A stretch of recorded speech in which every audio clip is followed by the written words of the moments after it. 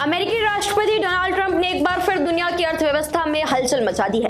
गुरुवार को उन्होंने एक नया कार्यकारी आदेश यानी कि एग्जीक्यूटिव ऑर्डर साइन किया, जिसके तहत अमेरिका के 92 व्यापारिक साझेदार देशों पे 10% से लेकर 41% तक के नए टैरिफ लागू कर दिए गए हैं।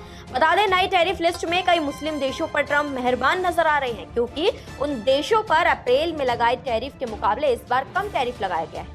सबसे बड़ा उदाहरण है इंडोनेशिया, जो दुनिया का सबसे बड़ा मुस्लिम देश है। अप्रैल में अमेरिका ने उस पर 32% टैरिफ लगाया था, लेकिन अब इस नए आदेश में उसे घटाकर 19% कर दिया गया है, यानी सीधे 13% की छूट दे दी गई है। इसी तरह बांग्लादेश को भी बड़ी राहत मिली है। पहले उस पर 37% टैरिफ था, जो अब घटकर 20% हो गया है। पूरी 17% की रियायत। ये किसी भी दक्षिण एशियाई देश को दी गई सबसे बड़ी कटौती है। पाकिस्तान, जो अमेरिका के साथ हाल ही में कूटनीतिक मोर्चों पर गरमाया हुआ, उसे भी ट्रंप सरकार ने राहत दे दी है। वहां के 29% टैरिफ को घटाकर 19% तक कर दिया गया है। इतना ही नहीं, पाकिस्तानी प्रधानमंत्री शहबाज शरीफ ने ट्रंप को खुले मंच एक्स पर धन्यवाद कहा है और इसे एक ऐतिहासिक फैसला भी बताया है। मुस्लिम बहुसंख्यक देश मलेशिया पर भी ट्रंप सरकार ने 24% टैरिफ को घटाकर अब 19% टैरिफ कर दिया है। इसी तरह जॉर्डन पर 20% टैरिफ को घटाकर 15% कर दिया गया है। मिडिल ईस्ट के देश इराक पर भी 39 से घटाकर 35% टैरिफ कर दिया गया है। हालांकि अफ्रीकी मुस्लिम देश नाइजीरिया पर 14% टैरिफ को बढ़ाकर 15% टैरिफ कर दिया गया है।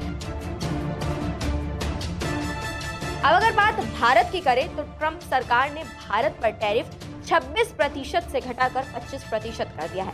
ये कटौती मामूली है, लेकिन इसके इशारे बड़े हैं। शायद ट्रंप भारत को ज्यादा राहत देने के मूड में ही नहीं है, या फिर ये अमेरिकी कंपनियों को भारत से आयात पर ब्रेक लगाने का कोई इशारा भी हो सकता है। बता दें, नई टैरिफ लिस्ट के जारी होते ही बांग्लादेश और पाकिस्तान जैसे देशों में खुशी की लहर दौड़ गई है।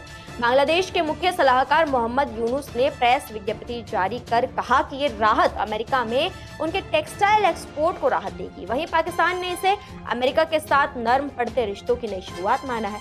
अब सवाल उठते हैं, क्या ये टैरिफ केवल व्यापारिक समीकरणों पर आधारित है, या फिर ट्रंप प्रशासन चुनावी रणनीति के तहत मुस्लिम देशों को साधने की कोशिश कर रहा है, खासकर ऐसे वक्त में जब अमेरिका में चुनावी माहौल बनने लगा है। ये टैरिफ नीति कई राजनयिक और राजनीतिक समीकरणों को जन्म दे रही है। फिलहाल इस मामले पर आपका क्या कहना है, कमेंट सेक्शन में हमें जरूर बताएं।